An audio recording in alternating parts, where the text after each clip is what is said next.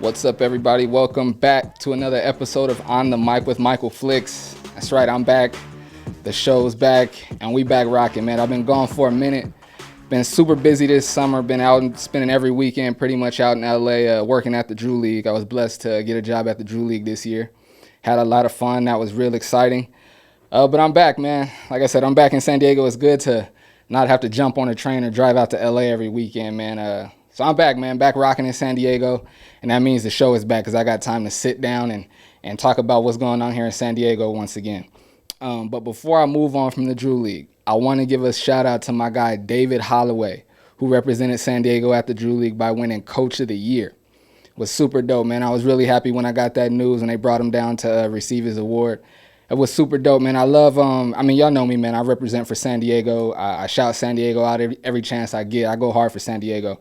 So I was really proud of David, man. I was proud for him, proud of him, and proud of the city at the same time. David's a good dude, man. I've known him for a while, but I've really had a chance to start speaking to him and getting to know him a little bit more personally.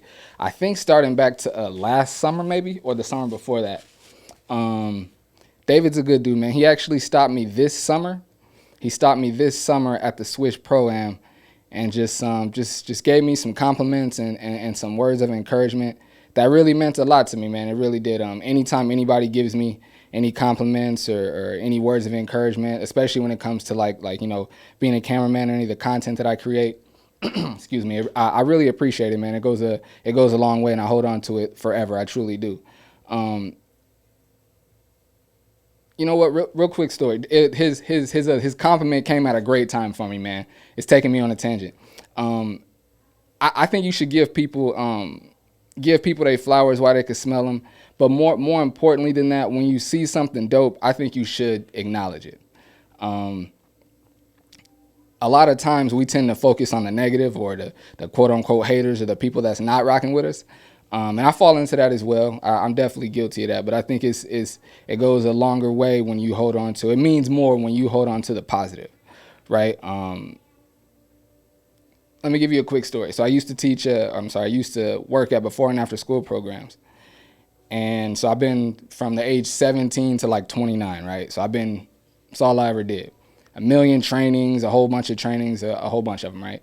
And this one particular training I had, actually right before I stopped working in that field, this one particular training I had was one of the best trainings I had ever had in my, 10 to 15 years of working in before and after school programs. It was really good. This lady was on point. Her stuff was up to date. Everything was just dope about the training. It was the best one I had ever been to.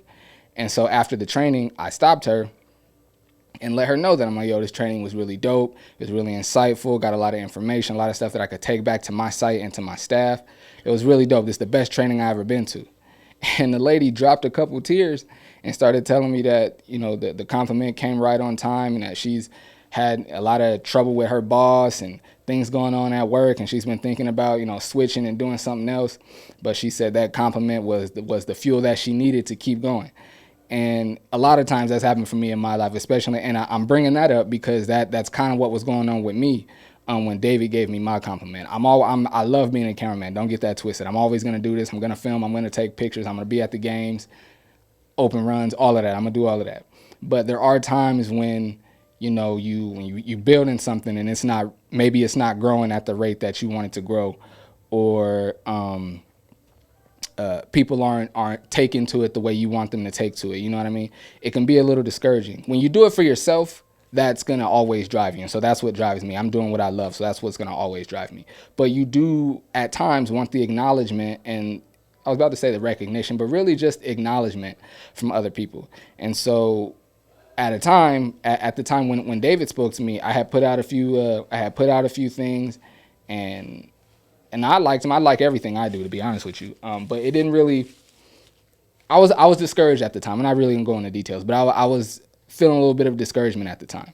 And when David stopped me and told me that he had checked out one of my shows, and he said honestly he had just checked it out because I'm not gonna get into all that. David gave me a really dope compliment, and it came at a really, really dope time. And I appreciate that, David, man. Truly, man. I'm gonna hold on to that forever, man. Thank you. I appreciate that. All right.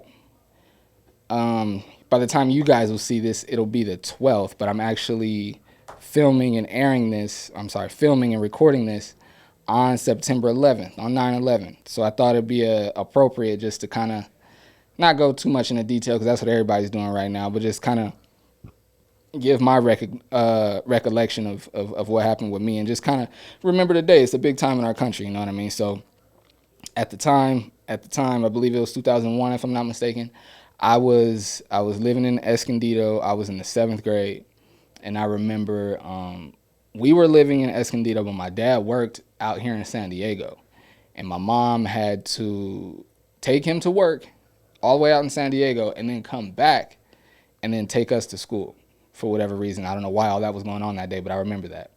And I remember my mom left the TV on CNN, and we running through the house, getting dressed, grabbing breakfast and all of that. And I remember just like walking by and seeing the first plane, or no, seeing the smoke coming out of the first building, the first tower. And then just watching, I'm fully dressed already, I'm just eating some cereal, so I'm just watching like, dang, this is crazy. And I didn't realize at the time what the World Trade Center was and how big of a deal and how important those towers were to our country. Like, I didn't know that. I just figured it was a skyscraper, you know what I mean? I didn't, whatever. And then the second one happens, and then you see them go down. And then I remember my mom comes in maybe 10 to 15 minutes after the towers fell. And I remember telling her, like, and I'm only knowing the name World Trade Center because it's on the TV. I remember saying to my mom, like, Mom's two planes just crashed into the World Trade Center. She was like, really? I remember her eyes got huge. She was like, really? Those buildings are really important. These buildings do this, that, and the third for this country. Really, that's a big deal. I'm like, oh, wow, I didn't know that. Yeah, and it was crazy. And I remember, like, she was even being in a rush, taking my dad to work and coming getting us to school, and she had to be to work. But I remember, like, she even, like, stopping and watching, like, that was what made me realize how big of a deal it was, because she was in a hurry, like, all over the place, and she stopped to check out what was going on. And I remember getting to school. This is middle school, so you got like 7 or 8 classes. My first period, so was it eighth? No, it was 8th grade. I'm sorry, I was in 8th grade at the time. I was in 8th grade. And I remember getting to school. My first class of the day was a keyboarding class. I always been into the arts and stuff. It was a piano class, a keyboarding class. And I remember, like, usually the teacher would come in. We'd start, going over whatever, like, little thing we was learning on the piano that day. And this day, he just put the sheet music up on the screen, and everybody was just watching the TV. Man, he wasn't even really teaching. He told us, like, hey, yo, so this happened. This is a big deal. So we pretty much gonna be watching this all day. So that's what we did, man. We just watched it all morning. It was crazy, man. Like, and I remember when everybody realized that the date was 9/11, it was like, oh my God, it's so eerie, it's so crazy. I mean, like, everybody that was alive and can remember what happened, I'll never forget.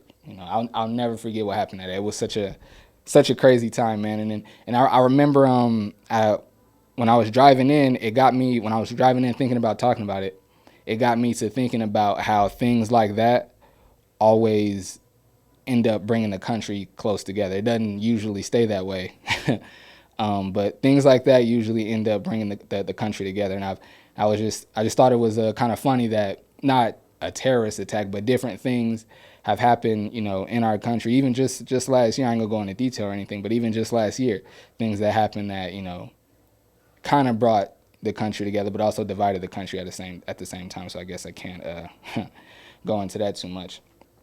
Anywho, let's get to some sports talk. The Cream of the County is back, or it already happened, but it came back and it was dope. It was the 6th annual. Forgive me, full time. I got full time put on this. I think the 6th annual Cream of the County. It was gone last year because of COVID, but it was back, man. Cream of the County serves as like almost like All-Star Weekend, even though it's like not during the season. You know what I mean? It's real dope, man. Everybody's excited to be there. Let me just keep going. Everybody's excited to be there. Everybody's and especially this one, like, a lot of people hadn't seen each other for a while. I know for me, it was a bunch of people I hadn't seen in a long time. So it's good to be in there, seeing people that you hadn't seen for a while, making new connections, strengthening old connections, and just being back around San Diego basketball, man, like San Diego high school basketball, you know what I mean? It was dope. I got to mic up my guy, Jerian Dixon, as he played in one of his games, which was dope. If you haven't, go check that out on my Instagram, Michael Flix. That was really dope. I plan to do a lot more of that this season, man. Mike and players up, and a lot more coverage during the basketball season. A lot more coverage during basketball season. Shout out to both of the MVPs of the 6 o'clock game at the Creme County. As I just mentioned, Jerian Dixon and his teammate Jaden. I'm gonna just say Jaden N. I don't wanna butcher your name and disrespect you and your family and nothing like that. So Jaden M. But Jerian Dixon and Jaden M. They won MVP of the 6 o'clock game, which means that they get to play in next year's Swish Pro-Am, which is really dope. Lots of exposure at the Pro-Am, at the San Diego Swish. So it was dope. It was dope, man. It was really dope. Really proud of both of those guys. And like I said, just really happy that Creme of the County was back, man. It was good to see. It was good to see my guy full time in there. Even though every time you talk to him at Creme of the County, he looked mad, tired, and stressed out. I'll be like, dang, he need an assistant. Somebody need to come help my guy. But shout out to my man full time, my man Aaron Bergen, for putting on the Creme of the County once again, man. We love you and we appreciate you, man. San Diego loves and appreciates you, for real. Before I leave basketball, I'm going to be doing a lot more basketball, a lot more coverage with basketball this year. I'm going to try to cover more than one game a night. That's the goal. That's the plan. A lot more interviews with coaches, players, even kids from the student section if that's possible. Like I said, I'm going to continue to mic guys up. And I got some other stuff in the works that I don't want to talk about too soon because I want to drop it and y'all see it and be like, oh, that was dope. That's what he was talking about. But I got a lot of dope plans for basketball season. Some of the things, as a matter of fact, this will be a good next thing for me to talk about. A lot of these things I did want to do with football season, and guys have asked me like, yo, how come you don't do this for football? How come, I can't get a mix for football or this or that? So when I'm covering basketball, I'm working for me. I'm working for myself. I have full control over what game I cover, what content I produce and create, when I drop it, everything. That's all me. Football, however, I feel like it's pretty obvious, but football, I'm working for Prep Pigskin Report. That's KUSI. And so I had a say before the season started at what area of the city that I would like to cover, but that was it. I don't have a say in what game I cover, and I don't have the leeway to mic up players during the games. And all of that. I think I could figure all of that out, but I'm trying to focus on exactly what my job is at PPR and master that and perfect that, and then I'll start moving on and trying to get other things done. But right now, that ain't where it's at. I get booked to go to I get scheduled to go to a certain game, and I'm at that game, and then the next week the same thing happens. But for basketball, lots of dope stuff coming for basketball, man, for real. Looking forward to that. And I'm gonna need some help. If you are in high school, if you're a high school student and you're into film, you're into photography, or if your school has a film department or a photography department or whatever, and you want to help me cover some games, I will need the help. So please reach out. Please reach out. And also for basketball, getting back to me being able to cover basketball however I want. The season is coming. I have already spoken to a few coaches, a few athletic directors, and a couple of parents about covering a few teams, players, and things this coming season. I'm saying all that to say, man, let me not sound all extra booked up like that. I don't want to make it sound like that. But I am getting booked, and it is becoming more and more. And so if you have a big game, that you know is going to be on your schedule, or a certain time of the year, whatever, that you're going to want me to cover, start reaching out now, because I'm not exactly sure I'll have the freedom and the openness in my schedule that I had last year, which is a good thing, which is a blessing. You want to be super booked up and, being booked to go here, there, and everywhere. So hit me up now. That's all I'll say. Super quick, super short episode today.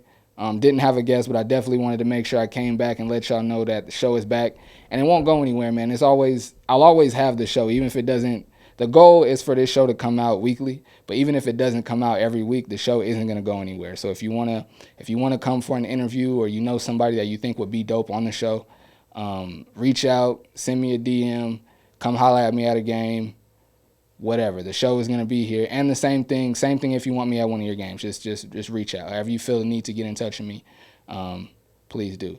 Before I leave that topic, I will say, I'm not the guy that wants you to, I don't want you to yes sir, no sir me.